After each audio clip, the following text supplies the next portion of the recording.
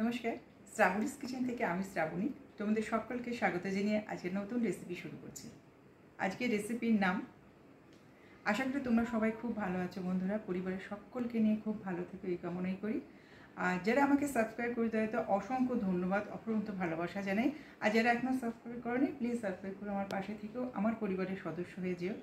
আর সকলকে পুরো ভিডিও দেখার অনুরোধ জানিয়ে আজকে রেসিপি শুরু করছি, চলে এসো। ডিম চিংড়ি ময়দার স্ন্যাক্স আমি কিভাবে করি সেটাই তোমাদের সঙ্গে আজ আমি শেয়ার করছি। এখানে দুটো ডিম নিয়ে নিয়েছি, আর এখানে নিয়েছি কুচিয়ে রেখে দিয়েছি কিছুটা চিংড়ি মাছ।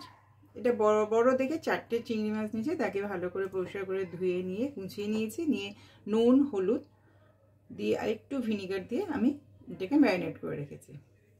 আর এতে নিয়েছি একটু ধনে পাতা, গোলমরিচের গুঁড়ো, রসুন কুচি, কাঁচা লঙ্কা কুচি আর পেঁয়াজ কুচি। এই দুটো ডিমের মধ্যে আমি আগে দিয়ে দিচ্ছি একটুখানি দুধ, 2 চামচ আমি দুধ দিচ্ছি এতে। তার সঙ্গে দিয়ে দিচ্ছি নুন, অল্প করে নুন দিয়ে দিচ্ছি আমি।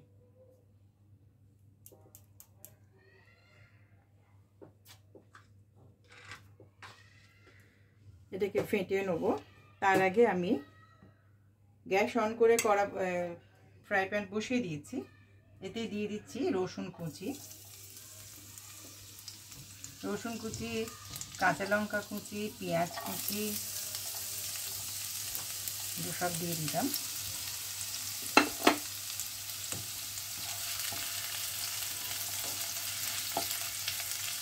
এটা একটুখানি সামান্য ফ্রাই করে নেব।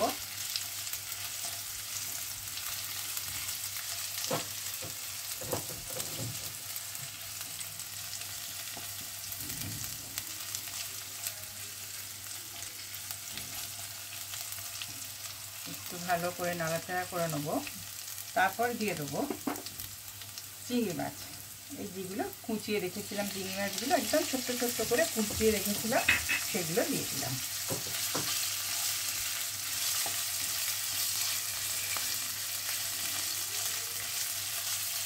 চিংড়ি মাছের নুন আগে থেকেই দেওয়া ছিল, তাই আর নুন এতে দিচ্ছি না, কারণ ডিমেতেও আমি আবার একটু নুন দিয়েছি।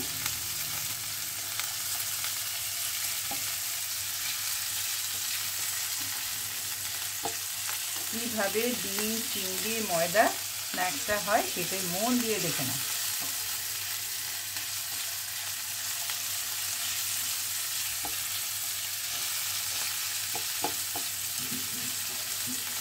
চিংড়ি মাছ বেশি নাড়াচাড়া বেশিক্ষণ সময়ও লাগে না।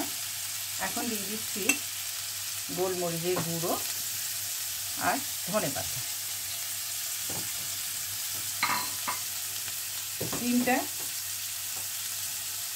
ডিমটা একটুখানি ফেটিয়ে নিচ্ছি।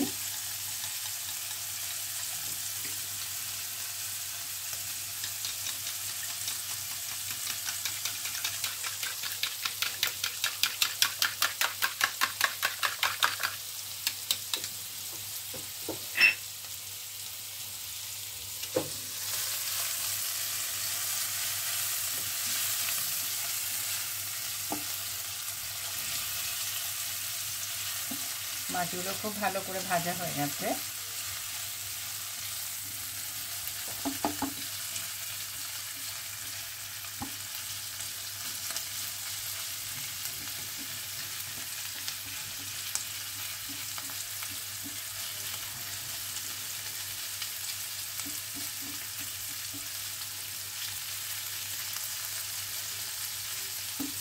এবার ডিমের গুঁড়াটা দিয়ে দেবো।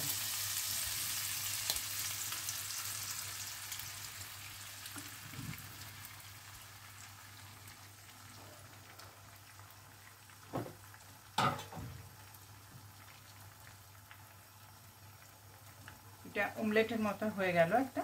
এটা হয়ে গেলে ঠান্ডা হবে, তারপর তোমাদের আবার দেখাচ্ছি আমি।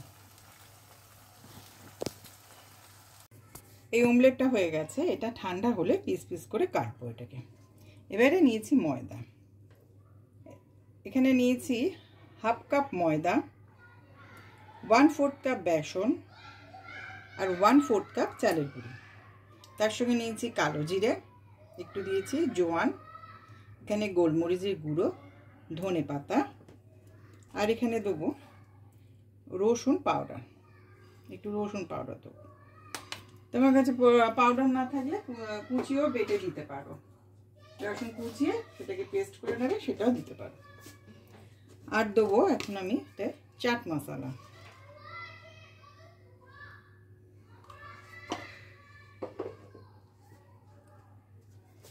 দেবো এতে নুন,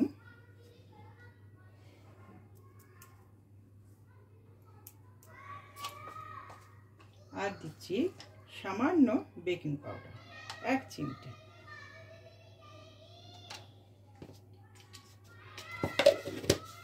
এবারে এটাকে ব্যাটার করবো, একটা আমি একটু জল দিয়ে এটাকে গুলে নেব। খুব পাতলা হবে না, একটু ঘনর উপর এটা হবে, অল্প অল্প করে জল দিয়ে একটা ব্যাটার করে নেব। এই ব্যাটারটা করে আমি 10 মিনিট রেখে দেবো। ব্যাটারটা হয়ে গেছে, আমি উপর থেকে একটুখানি কাঁচা লঙ্কা কেটে ছড়িয়ে দিলাম। আর এই ডিমের অমলেটটাও ঠান্ডা হয়ে গেছে, ডিম চিংড়ির অমলেটটা যেটা করেছি ঠান্ডা হয়ে গেছে, সেটা পিস পিস করে কেটে নিয়েছি। তেল বসিয়ে দিয়েছি, তেলটাও গরম হয়ে গেছে, আমি একটু কমিয়ে দিচ্ছি, গ্যাসের ওভেনটাকে একটু কমিয়ে দিলাম।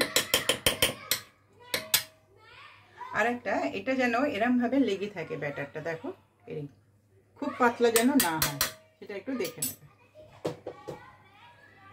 এবারে এই ব্যাটারের মধ্যে চুবিয়ে আমি এটা ভাজবো।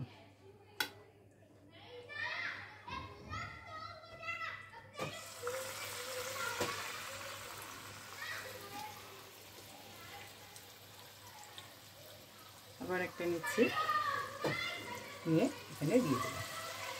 এইভাবে সব কটা ভেজে আমি নিয়ে আসছি। আস্তে আস্তে করে এপিট ওপিট দুদিক করে ভাজতে হবে, সঙ্গে সঙ্গে কিন্তু উল্টাবে না, একটু হতে দেবে, তারপর উল্টাবো। ডিম চিংড়ি ময়দার আমার স্ন্যাক্স রেডি হয়ে গেছে, আমি তোমাদের সার্ভ করে দেখিয়ে দিলাম। ওর থেকে দিয়ে দিচ্ছি একটুখানি চাট মশলা, আর আমি টমেটো কেচাপ দিয়ে সার্ভ করে দিলাম। এখানে ধনেপাতা দিয়ে ধনেপাতা পুদিনার চাটনি তো খুব ভালো লাগবে খেতে, তোমরা অবশ্যই করো, করে আমাকে জানিও। আর এটা আরেকটা কি, মানে ডবল ফ্রাই করবে, প্রথমে একবার ফ্রাই করে রেখে দেবে, তারপর আরেকবার ফ্রাই করবে, যখন গেস্ট আসবে তখন দ্বিতীয়বার ফ্রাই করে সঙ্গে সঙ্গে দেবে। দারুণ টেস্ট খেতে হয়, ভীষণ টেস্টি হয়, তোমরা অবশ্যই করো, করে আমাকে জানিও তোমাদের কেমন লাগলো। আমার এই রেসিপিটা যদি তোমাদের ভালো লাগে তাহলে অবশ্যই আমার সঙ্গে তোমরা থেকো, তার সঙ্গে সাবস্ক্রাইব করে রাখবে, আর অল বাটনটা কিন্তু ক্লিক করে রাখবে, তাহলে আমার নতুন আমি যখন ভিডিও দেবো তার নোটিফিকেশান তোমরা পেয়ে যাবে। তাহলে আজ এখানেই শেষ করছি, আর তার সঙ্গে লাইক, শেয়ার, কমেন্টস ও সাবস্ক্রাইব করতে কিন্তু একদম ভুলবে না। আর বন্ধুদের সঙ্গে শেয়ার করো, ফ্যামিলি মেম্বারদের সঙ্গে শেয়ার করো। তাহলে আজ এখানেই শেষ করছি, পরে আরেকটা ভিডিও নিয়ে আসবো। তোমরা সবাই খুব ভালো থেকো, নমস্কার।